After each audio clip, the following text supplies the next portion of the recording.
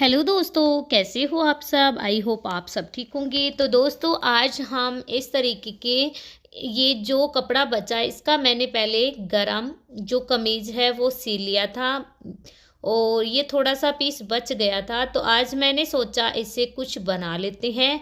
तो यहाँ पे हम इसकी कटिंग करेंगे। कटिंग करके हमें इसकी बनानी है कैप।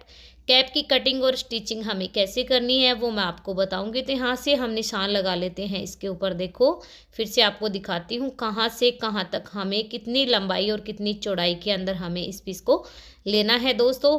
तो यहाँ पे हम निशान लगा रहे हैं। देखो यहाँ से इस तरीके से जो टेढ़ा है वो हम कटिंग करके अलग निकाल देंगे और जो सीधा है वो हम अलग कर लेंगे।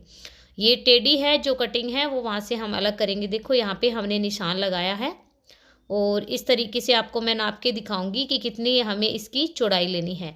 तो यहाँ पे ये देखो इस तरीके से जो एक्स्ट्रा है उसको हम कट करेंगे। पहले हम यहाँ से निशान लगा लेते हैं इस तरीके से।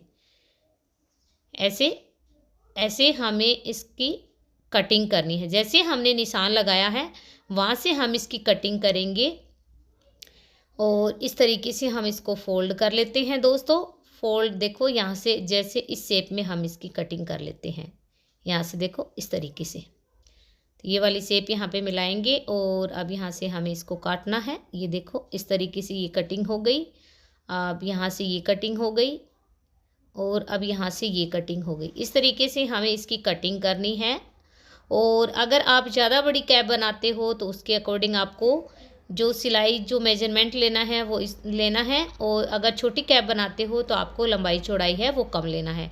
तो यहाँ से हमने इसको कट कर लिया है। कटिंग करने के बाद में यहाँ से हम इस दोनों को अलग अलग भाग है वो कट कर लेंगे। यहाँ से देखो इस तरीके से दो भाग हमने कट कर लिए हैं। अब इसको यहाँ से हम सिलेंगे, इसको यहाँ से सिलेंगे, इनको हमें सिलना है। तो ये देखो इस तरीके से इन दोनों को हम अलग कर लेते हैं। एक बार यहाँ से इनको सिलना है।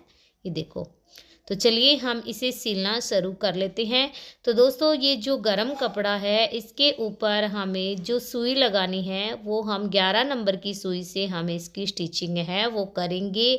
अगर ज़्यादा मोटा कपड़ा है तो हम 11 नंबर की सुई से स्टिचिंग करेंगे। अगर थोड़ा पतला है तो हम 14 नंबर से भी इसको स्टिचिंग कर लेंगे। तो यहाँ से हमने जो निशान लगाए हैं उन्हीं निशान के ऊपर यहाँ से हमें सिलाई से इसको करना है कवर। इस तरीके से देखो यहाँ से हम इसको सिलते जाएंगे।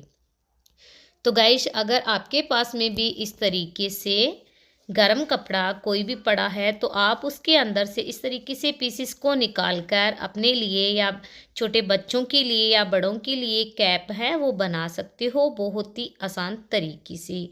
और अगर आपके पास में जो पुराना गरम कपड़ा है जैसे कोई स्वेटर हो या शॉल हो उसके अंदर से भी आप इस तरीके से पीसेस को निकाल के भी आप बना सकते हो।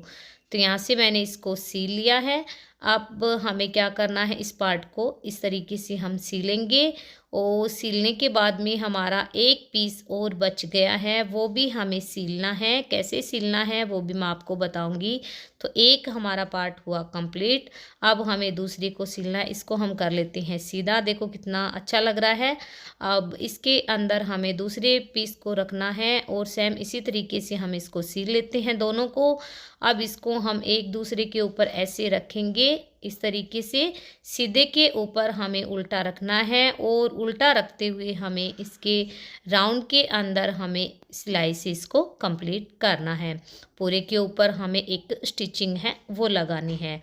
तो गाइज इसे आप ज़रूर बनाकर ट्राई कीजिएगा और बनाने में बहुत ही आसान है। मैंने पूरे को सील लिया है और इसको हम थोड़ा सा सिलाई से छोड़ा है वहाँ से हम इसको कर लेते हैं सीधा। तो यहाँ से हम इसको सीधा कर लेते हैं। सीधा करके मैं आपको फिर से दिखाती हूँ।